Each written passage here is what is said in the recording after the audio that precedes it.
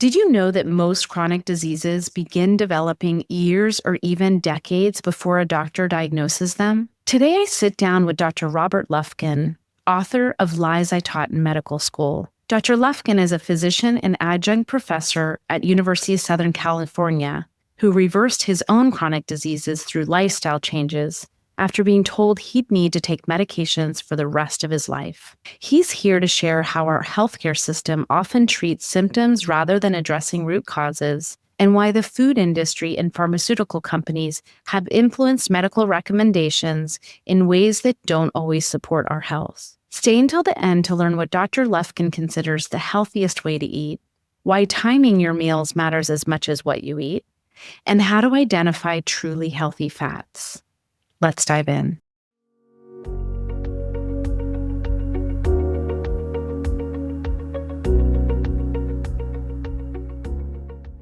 Hello, I'm Dr. Katie Deming, and this is the Born to Heal podcast, where we explore holistic practices for cancer prevention and healing. Let's welcome Dr. Robert Lufkin. Welcome, Robert. Hey, Katie, it's so great to be here. I'm really looking forward to our conversation. Me too. I'm excited to talk to you. So your book, titled Lies I Taught in Medical School, I'd love to start by, what is the biggest lie that you taught? Wow, that's I think on a broad kind of an overview, the wake up call for me and a belief and a lie that people had taught, that I had taught, and many of my colleagues still taught, was the idea that diseases start, especially and the diseases I'm talking about are the chronic diseases of the 21st century. And that's all the way from obesity, diabetes, cancer, heart disease, Alzheimer's disease, and mental illness. So the lie, the overarching lie that is still being taught is that these diseases start when the doctor diagnoses them. In other words, I walk in my doctor's office and he goes, "Oh, you know what? You've got diabetes, or, oh, you forgot your keys. You have Alzheimer's disease, and I don't mean to make fun of them, but the idea that our Western medicine, that diseases either turn on or off, and that's necessary for insurance and all sorts of reasons. But really the truth about that is that the chronic diseases I mentioned, they begin literally years to decades before the doctor diagnoses them.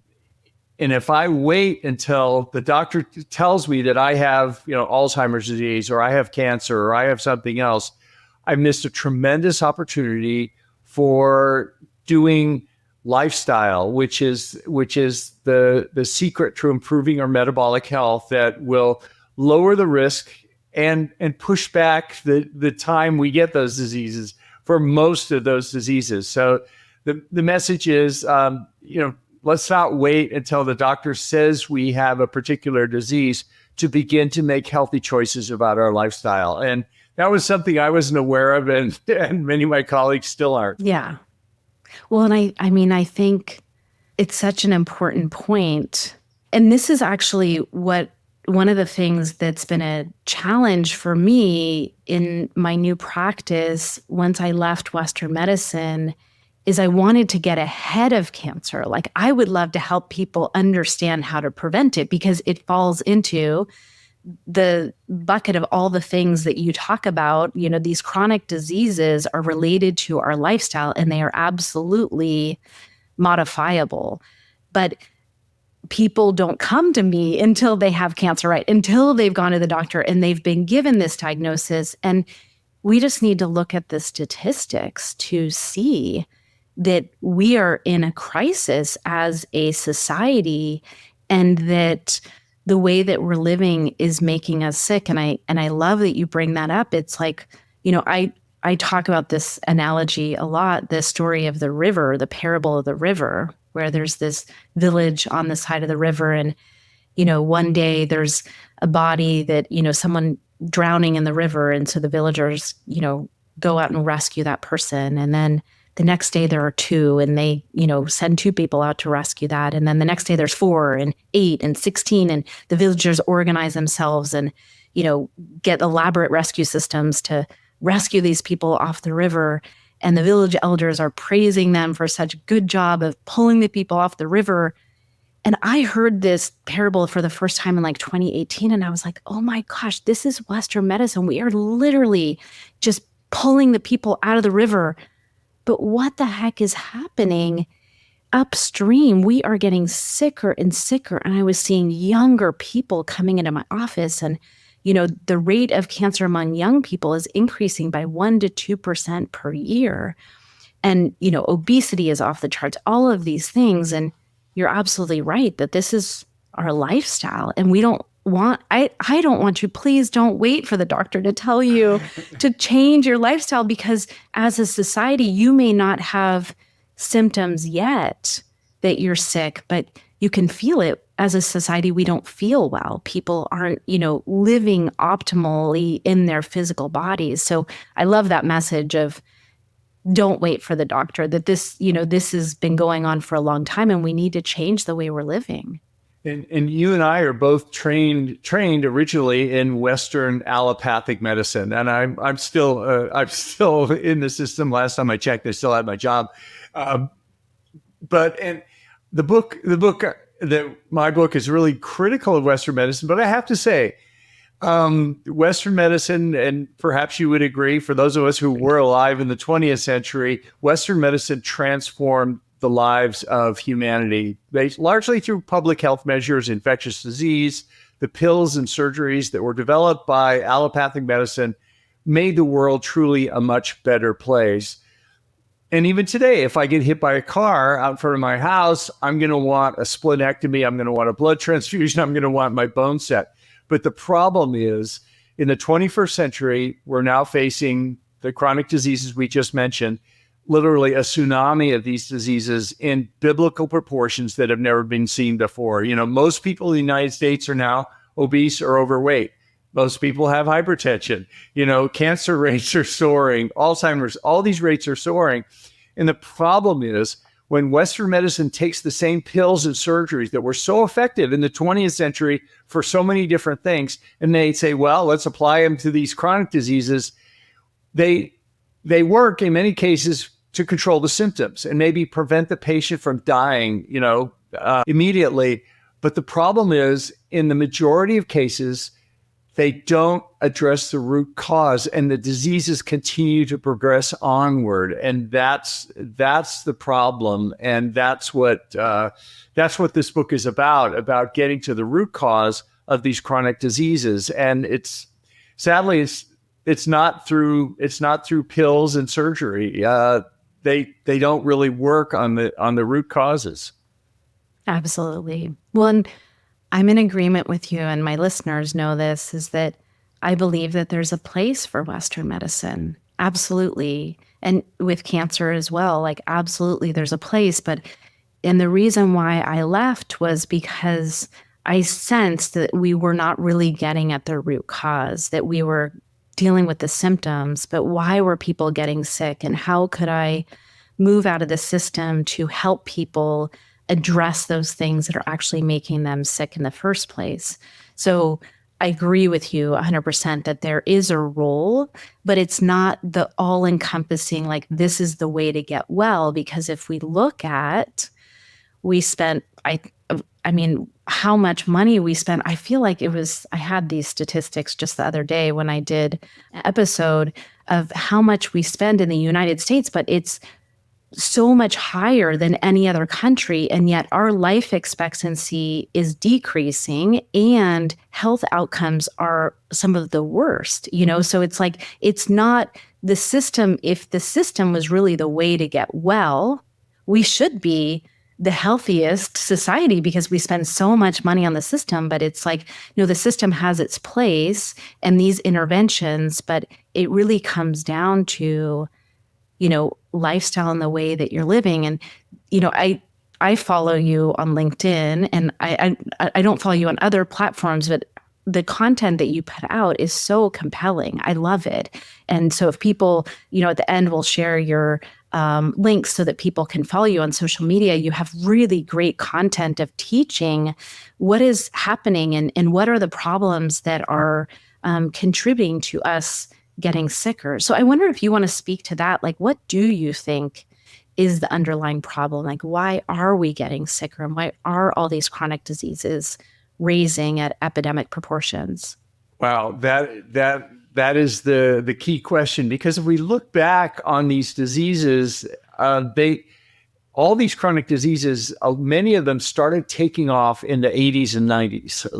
And it's just like the curve goes like this. And anybody who makes the argument, oh well, these are genetic, it's your genes, pick your parents, right? That's what drives these diseases. Well, the fact that they're increasing so dramatically indicates that it's not due to genetics, because our genetics don't really change. So something else is changing, and that something else is the environment. And so what happened in the environment in the 80s and 90s? And there are a lot of things that happened then. We're now on the national political.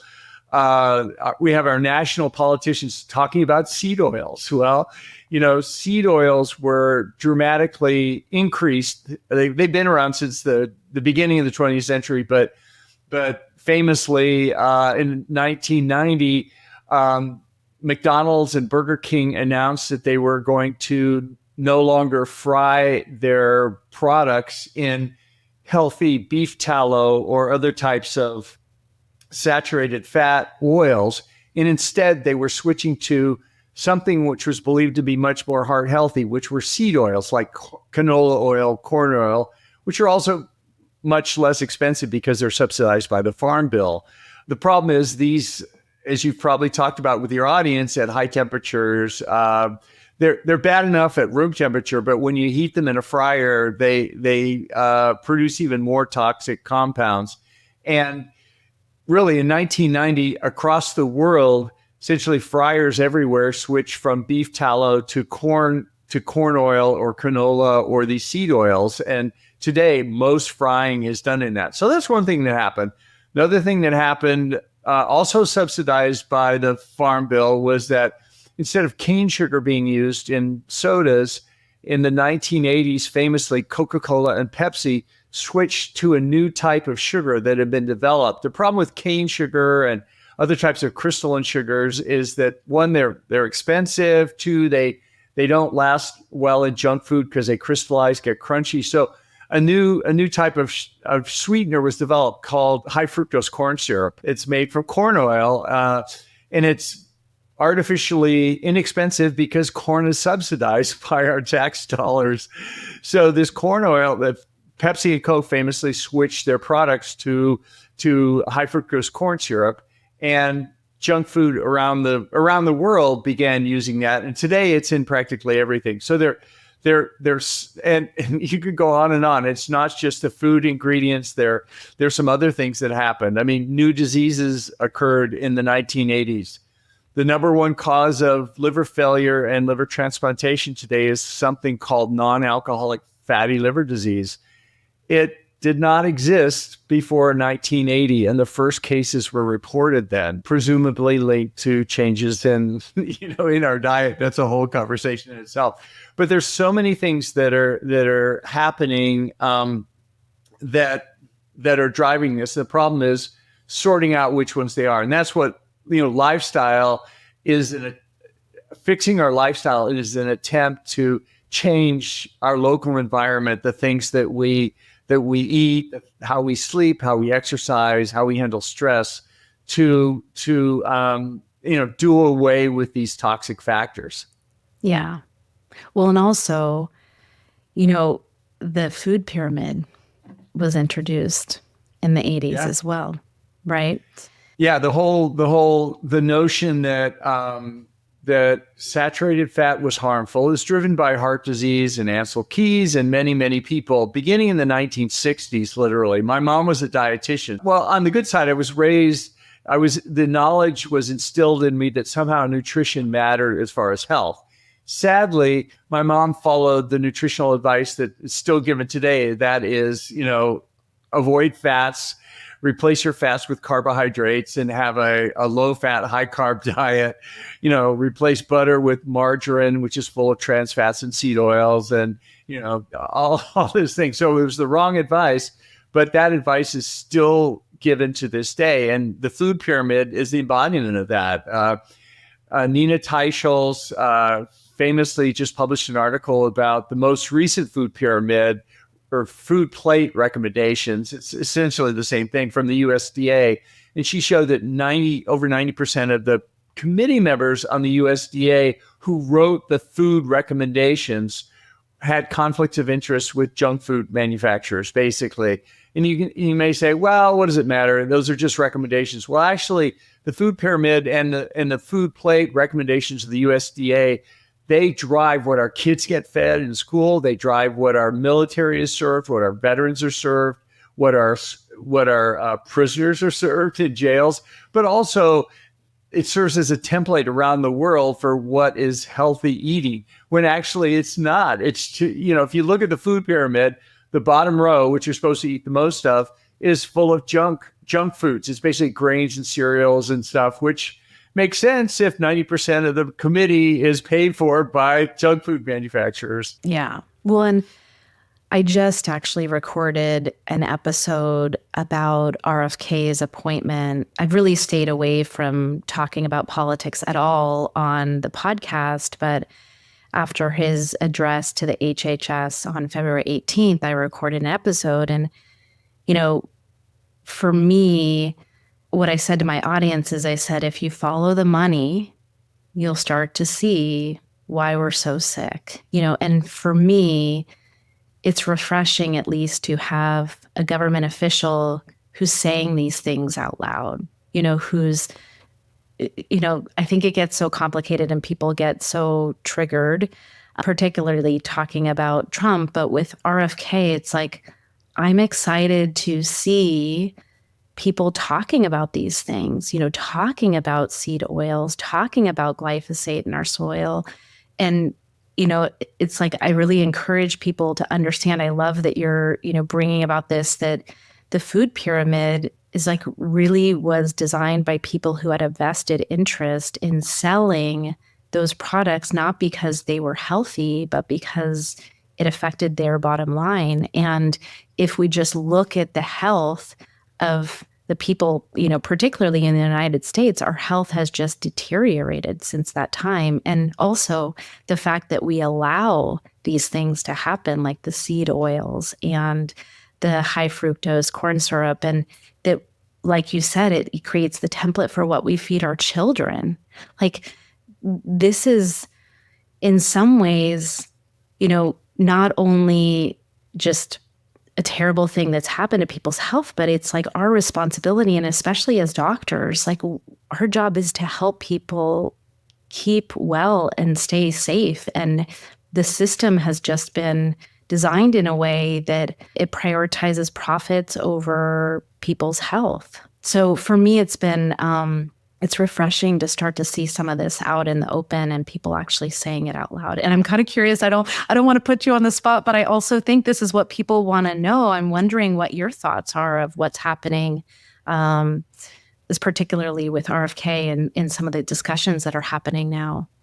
Yeah, I mean, it's an amazing time. And this I firmly believe it's not a political issue. And don't get me wrong, I love my Republican friends, I love my Democrat friends, but just the fact that on the national stage, we're talking about seed oils, and we have a director of HHS who's now saying that he wants to fight chronic disease, and he wants to do away with television ads for pharmaceutical companies to customers. And there are only 2 countries in the world that allow this because of the harm that it does. And that's the United States and New Zealand. So, and they've talked about doing that. And you mentioned examining glyphosates and all these things.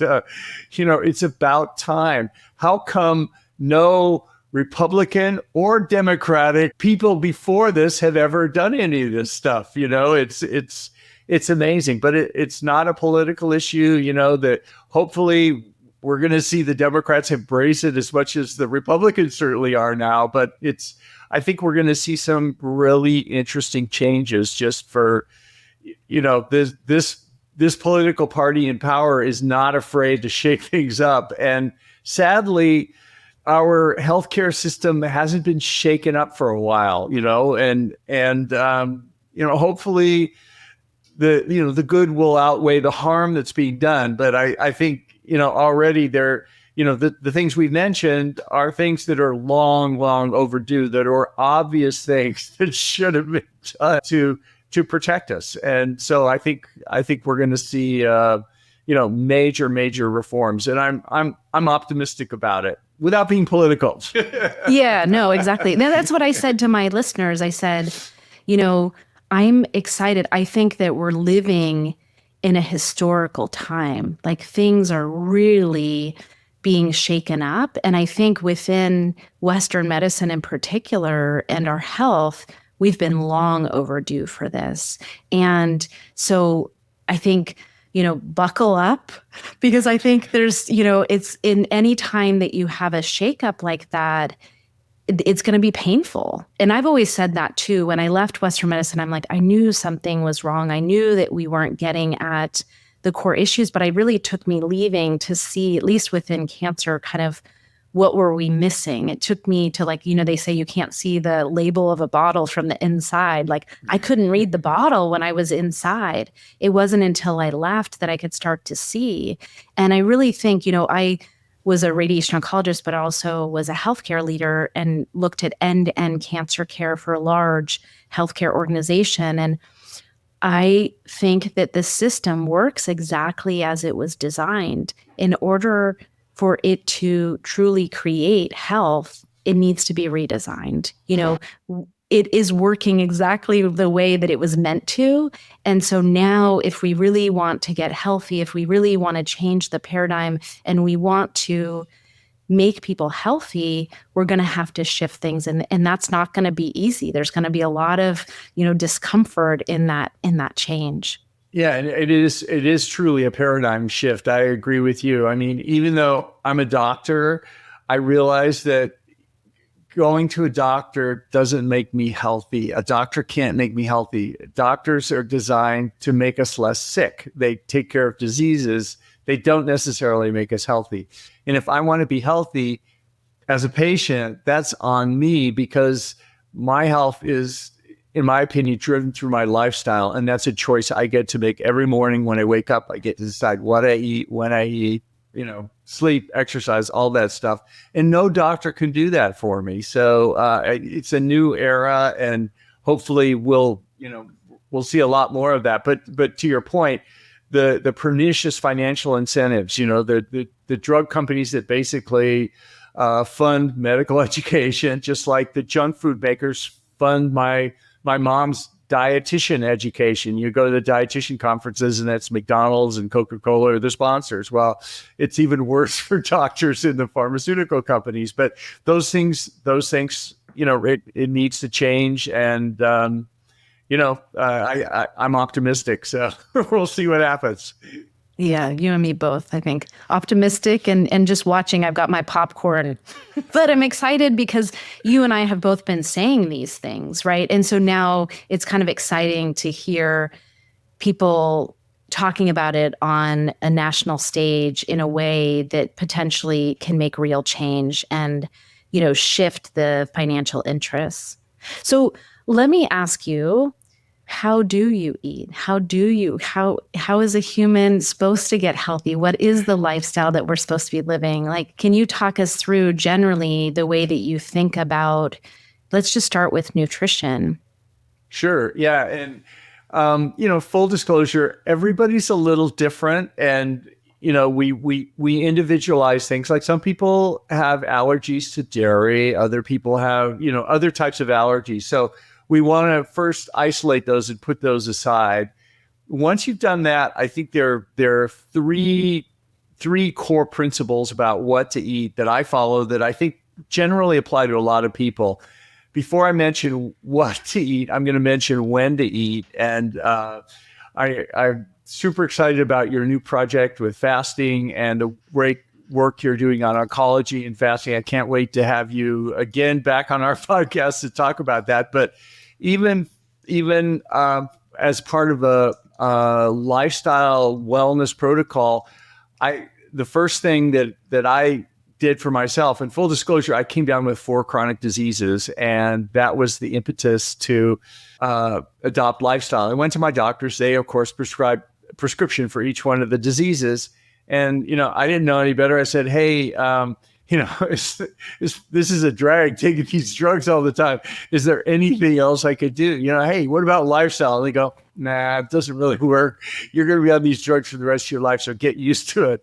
And so at that point, it forced me to re-examine my beliefs and really dive into the literature. And I realized there's a lot of work that's been done, peer-reviewed controlled studies that document that lifestyle factors can indeed mitigate and reverse these chronic diseases in many, many cases. So I made some relatively simple, straightforward changes in my lifestyle, and I was able to reverse the 4 chronic diseases and get off the medications. And that was the impetus. I made it my mission to help other people reclaim their health and hopefully not make the same mistakes that I did with lifestyle. So that's why I talk about lifestyle in the book. And so the first thing is just my mom, the dietitian, told me to eat all the time. They basically eat 3 meals and then snack in between. And my kids, even today in elementary school, they get snacks halfway between lunch and breakfast. And,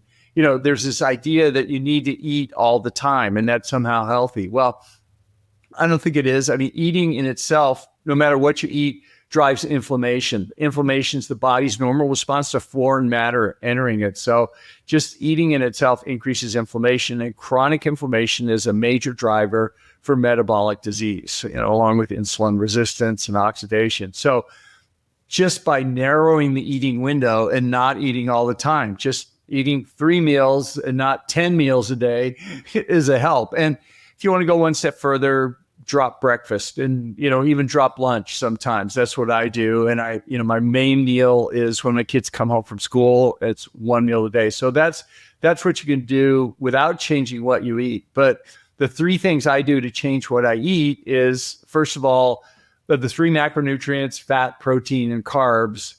The 2 essential ones, fat and protein, I'll die if I don't eat them, but they have relatively little effect on insulin, which has many effects, but it drives hyperfunction, drives inflammation, and all sorts of things. And carbohydrates specifically drive insulin. So first thing is a low carbohydrate diet, and instead eat healthy fats and proteins. Second thing is make sure they're healthy fats. Don't do the seed oils. Seed oils are pro-oxidative, so the canola oil, all those things. And it's a problem because they're in every single salad dressing and they're in all our junk foods. And today, almost all food is fried in them. So it's an effort to get rid of seed oils, but that's the second step.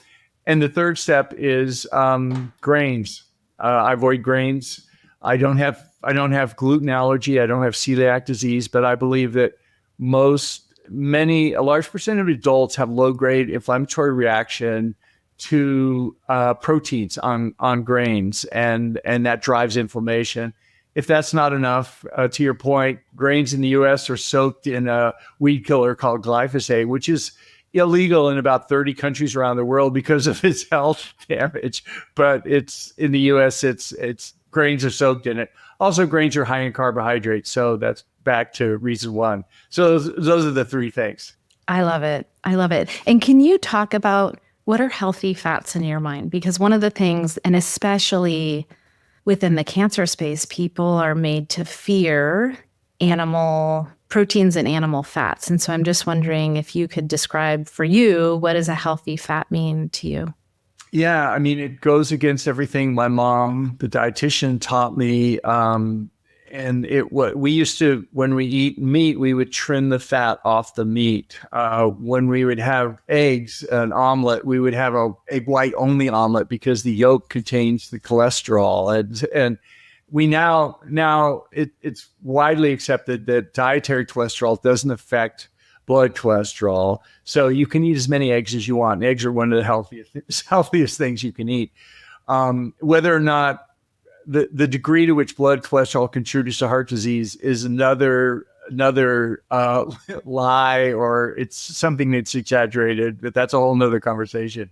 But so for fats, I believe that animal fats are healthy. I believe that ghee is healthy, butter derived ghee. And then I believe that, the oils like olive oil, coconut oil, and coconut oil, olive oil, and avocado oil are healthy oils. The seed oils are as Kate Shanahan said, the hateful eight, corn oil, canola oil, rapeseed oil. There's a list there, but they tend to be unstable, and we should avoid them. But this is controversial. Like you say, some people talk about an association with saturated fat and diabetes. I don't happen to agree with it, but there's a lot of difference of opinion about diet. Even the things that I've said, many people don't agree with. And, at the end of the day, reasonable people can agree to disagree. And these aren't my ideas. It's nothing I came up with. I'm just reading the literature and interpreting the studies the best I can, as is anybody else. And we may disagree on the interpretation, and perhaps some future studies will clarify it for, either side. But it's a minefield out there. It's not easy following nutritional advice because it's all over the place, even from trusted sources. The American Heart Association, the leading trusted source for heart disease information in the United States and worldwide, on their website recommends a seed oil, canola oil, for heart disease. They call it heart healthy. They sell labels you can put on foods, and if they have canola oil in them, they're heart healthy.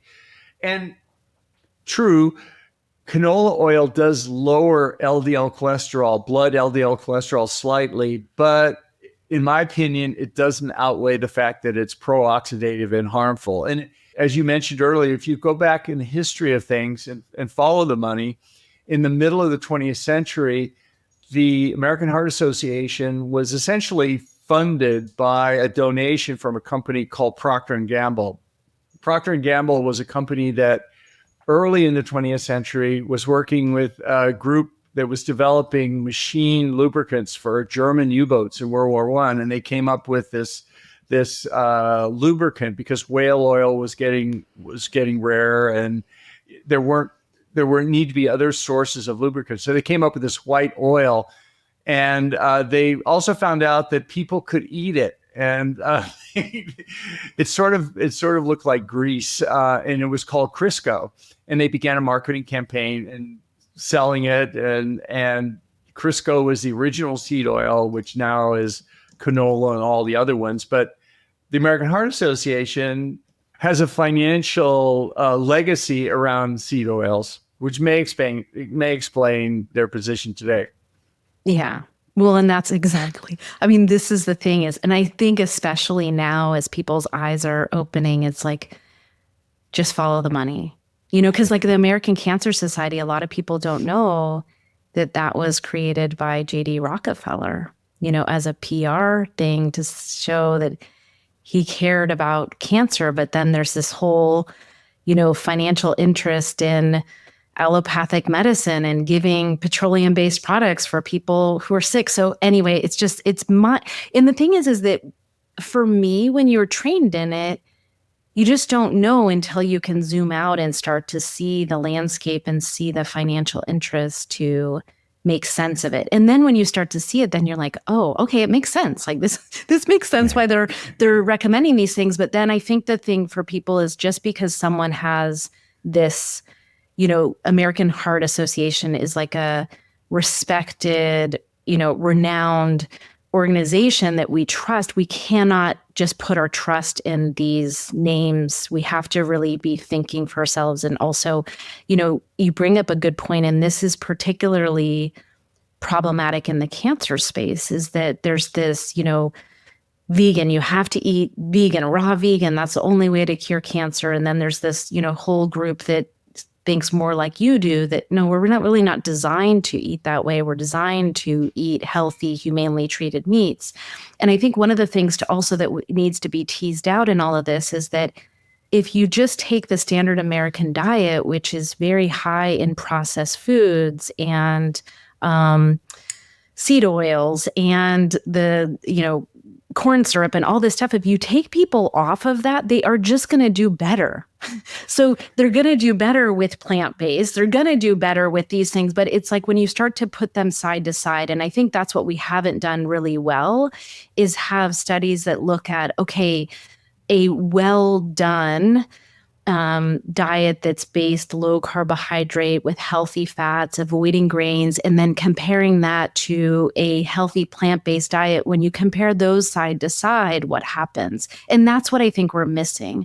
And that's what I'm hoping, that as we start to have these conversations in a more real way and start looking at the science without these financial interests getting in the way, that we can start to tease this apart, because I fight that every day. I have people who come to me that are just terrified of eating meat. And when I explain to them, you're designed to eat meat. Like, humans are carnivores. We can eat some plants, but if you're eating nothing but plants, there's a lot of inflammation that can happen. And cancer is, like many other diseases, related to chronic inflammation in the body. And so I love how you describe it's like, looking at the science, and hopefully we can have better designed studies to really look at these questions. But the money that's been in nutrition has been in the processed foods and the packaged foods, and in, creating products that's going to make some organization money. Yeah, no, absolutely. I couldn't agree more. And even the diets are politicized. And I love my vegan friends. I love my carnivore friends, and I wish they get along better. But I think you can be healthy on either extreme and anything in the middle. But I agree with you. It's much more difficult on a plant-based diet to be healthy, just because there are micronutrients that aren't present.